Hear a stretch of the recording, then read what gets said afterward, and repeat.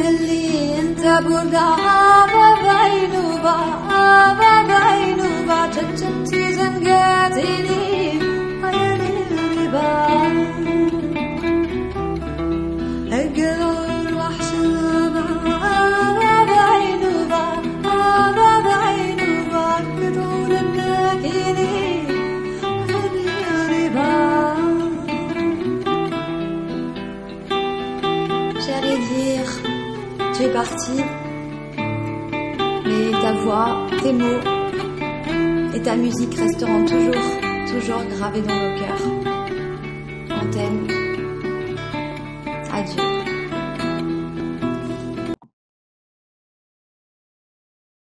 Bonjour à toutes et tous, je suis ravie car nous allons lancer des vidéos exceptionnelles, des interviews exclusives avec des artistes qui sont vraiment inspirés par la personnalité emblématique donc de la musique kabyle Idir.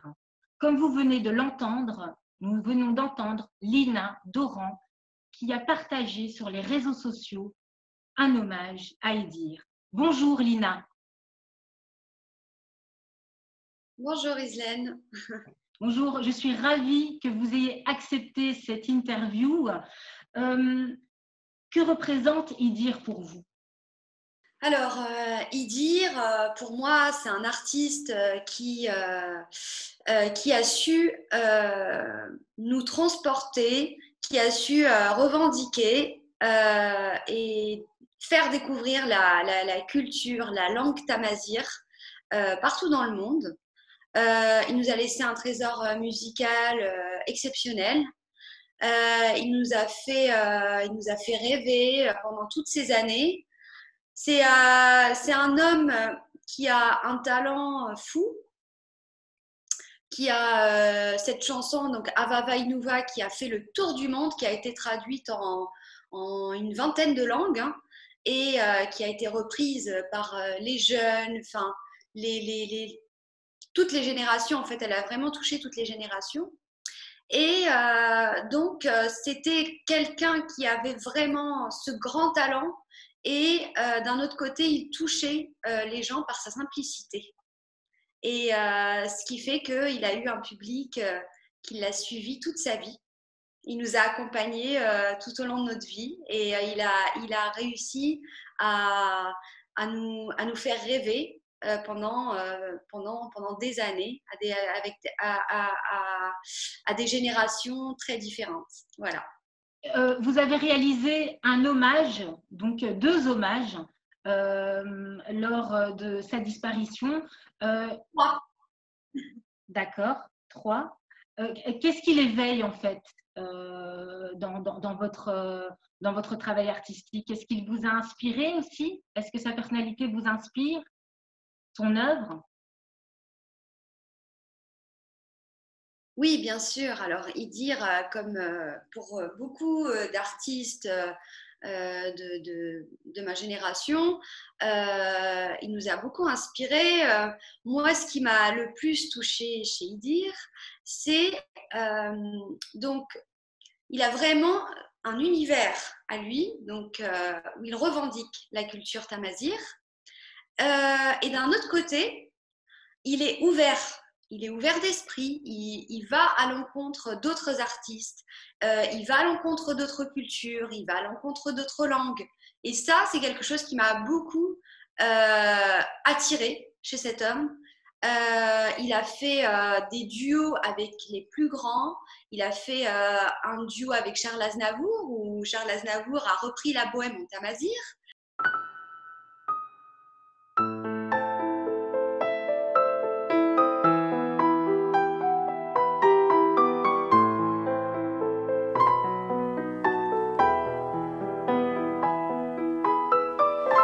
يقلق زمان اسمي بعدا ومان ما كنت اللي ديري بس من دردك بردان. Et c'est cet échange culturel, linguistique qui m'a attirée chez Idir. Oui, d'autant que vous êtes franco-algérienne, vous êtes née en Algérie, vous êtes née à Oran, et vous revendiquez aussi donc vos racines. Est-ce que c'est compliqué pour vous qui avez grandi plutôt dans la langue arabe de chanter en tamazight? Alors, comme vous l'avez si bien dit, oui, je suis née à Oran et je suis amoureuse de cette ville. D'ailleurs, mon nom de scène, j'ai attribué mon nom de scène à Oran, Lina d'Oran.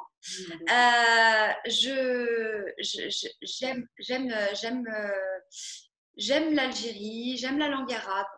Et j'aime l'Algérie surtout dans toute sa pluralité. L'Algérie a, si vous voulez, tellement de richesses culturelles. En fait, je vois ça comme vraiment une richesse, hein, parce qu'il y a beaucoup de personnes qui essayent de diviser. Oui, c'est des Kabyles, ce ne sont pas des Arabes. Est-ce que les Arabes peuvent chanter en Kabyle? Moi, j'ai eu des gens comme ça qui n'étaient pas très à l'aise avec ça. Moi, j'ai envie de reprendre justement ce grand homme Keidir qui disait qu'il n'y avait pas d'Algérie sans la Kabylie, il n'y avait pas de Kabylie sans l'Algérie. Pour moi, il faut prendre ça comme une richesse. Et moi, c'était un grand honneur pour moi. C'est vrai, moi, je parle l'arabe, hein, mais de reprendre le tamazight. J'ai eu beaucoup de Kabyles qui m'ont dit on adore votre accent. Donc voilà, il faut être solidaire. On a tous été touchés par la disparition de Idir. Idir était un Algérien avant tout. Et nous avons tous été attristés. Voilà. Et donc, on a vu cet engouement international autour de la disparition donc, de Idir. Vous l'expliquez comment, selon vous, en tant qu'artiste? Est-ce que vous êtes contacté aussi entre artistes pour vous confier en fait de cette tristesse, en fait, parce que c'est vraiment une grande perte pour la musique? Oui, effectivement. Je pense que Idir était un chanteur international et on a beaucoup vu sur Internet l'expression, on disait c'était notre père à tous. C'est comme si chaque famille avait perdu un membre. C'était quelqu'un en fait qui nous avait accompagnés pendant des années. À travers sa berceuse aussi, à Vavaïnouva, les gens l'ont beaucoup chanté. Donc, quand c'est des chansons qui touchent l'enfance comme ça, on a l'impression de perdre vraiment quelqu'un un membre de sa famille. C'est comme ça, si c'était un membre de sa famille, en fait. C'est ça. Et la musique aussi est magique parce que, en tant qu'artiste, quand je suis emmenée à voyager, quand je fais par exemple, je suis invitée en Espagne ou voilà, en Angleterre, eh bien, il n'y a pas de barrière en fait avec la musique. Il n'y a ni la barrière de la langue, ni la barrière de la religion, ni la couleur de peau. La musique est vraiment magique, quoi. Et donc, je pense que Idir aussi a pu toucher beaucoup de monde grâce à son ouverture d'esprit et sa musique qui est ouverte, et qui peut transporter tout le monde. Oui, et donc selon vous, quel est l'héritage en fait qui transmet aux jeunes générations? L'héritage, c'est avant tout ses chansons, parce que c'est vrai qu'on l'a perdu récemment, mais ce qui nous a laissé, donc comme je disais tout à l'heure, c'est un véritable trésor musical, et je pense que ces chansons resteront pour toujours, parce que comme moi, j'ai rendu hommage pour y dire, il y a beaucoup d'autres artistes qui ont été touchés, qui ont repris. J'ai été contactée par d'autres artistes qui m'ont proposé pour qu'on puisse faire quelque chose. Donc, il y a d'autres hommages qui vont arriver pour notre cher Idir. Et voilà, c'est ce qui nous laisse.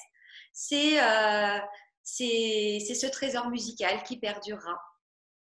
D'accord. Et en fait, encore une question autour de l'œuvre d'Idir. Quand vous écoutez ces chansons, Qu'est-ce qui vous touche le plus en fait? Est-ce qu'il y a des chansons dans lesquelles vous vous identifiez? Bien sûr, il y a des chansons qui nous transportent. Après, comme je vous l'ai dit, je pense vraiment que la musique, on n'est pas obligé en fait de comprendre les paroles hein, pour pouvoir être touché une chanson de n'importe quelle langue. Hein. Enfin, vous comme moi, hein, on écoutait beaucoup voilà, des tubes anglais quand on était petit. On parlait pas anglais. Mais on avait la chair de poule, voilà, c'est comme ça, c'est la magie de la musique. Des fois, quand je fais des concerts, je vais chanter une chanson je vais chanter en arabe, en français, en espagnol, et puis je vais avoir quelqu'un qui ne parle que français, qui vient me dire, voilà, ma chanson préférée, c'était la dernière que vous avez chantée en arabe, j'ai eu des frissons partout. Pourtant, il ne comprenait pas ce que je disais, mais c'est cette chanson-là qui l'a touché personnellement, qui l'a le plus transporté. C'est la magie de la musique. Et votre chanson préférée de Idir alors, c'est laquelle? Ah, ça c'est une question difficile. Joker. D'accord. Écoutez, on va terminer aussi cette interview. Donc, vous êtes une artiste à part entière et puis vous avez été, j'ai vu hein, sur vos réseaux sociaux, donc sur vos pages Facebook, sur YouTube, vous avez été très active pendant le confinement. Alors, ça va donner quoi par la suite? Là, c'est le déconfinement. Vous êtes prête à de nouveaux projets, de nouveaux albums? Alors oui, effectivement, c'était très compliqué pour nous les artistes ce confinement-là, pendant le confinement. Donc moi, j'ai essayé d'être le plus active possible. Hein. J'ai fait une chanson sur justement le déconfinement et le fait de rester positif pendant le confinement et de respecter aussi le fait de rester chez soi. Donc j'ai fait une chanson qui s'appelle Délivrée. Tu restes chez toi. Qui est un petit peu rigolote et en fait c'était un clip participatif, tout le monde m'a envoyé des vidéos, donc j'ai eu une centaine de vidéos de plus de 60 pays différents et du coup on a fait un montage avec ces vidéos là et voilà, avec plusieurs langues, donc il y a du français, de l'anglais, de l'arabe et du chinois et donc on a fait ce clip là pour pouvoir voilà, donner le sourire aux gens pendant le confinement. Et sinon, on a fait aussi des concerts live. Et j'en fais encore. Hein. Donc, on a fait un concert live. Et sinon, là, pendant le mois du Ramadan, tous les mercredis et tous les samedis, je fais un live mille et une nuits. Donc, j'ai fait tout un décor. J'ai pas la tenue pour là parce que c'est que pendant le live mille et une nuits. Mais je joue le jeu avec les bougies, oui, tout ce qui va avec, hein, chez Razad. Oui, tout un univers. Ouais. Hein, oui, voilà, c'est ça. Et c'est pour aider les gens à se divertir parce que là, le déconfinement commence petit à petit. Mais nous, en tant qu'artistes, on ne peut pas donner de concerts. Tous mes concerts ont été annulés ou ont été reportés. Oui. Donc, du coup, eh ben, j'échange avec mon public à travers les lives comme ça. Eh bien, merci Lina Doran. Donc là, on va découvrir l'un de vos hommages à Idir, donc Tizi Ouzou. On se quitte donc sur cet hommage et je vous souhaite une très bonne continuation. On vous suit sur vos réseaux sociaux. Vous pouvez nous dire où on peut vous suivre exactement? Oui, bien sûr. Alors, j'ai une page Facebook, Lina Doran, tout simplement. J'ai aussi, pour ceux qui veulent voir mes différents clips, ma page YouTube, mon compte YouTube, et puis bien sûr sur Instagram, Twitter, classique. Merci Lina et à très bientôt pour d'autres interviews et on espère de vous découvrir sur scène en concert prochainement. Merci Rizlen. Au revoir.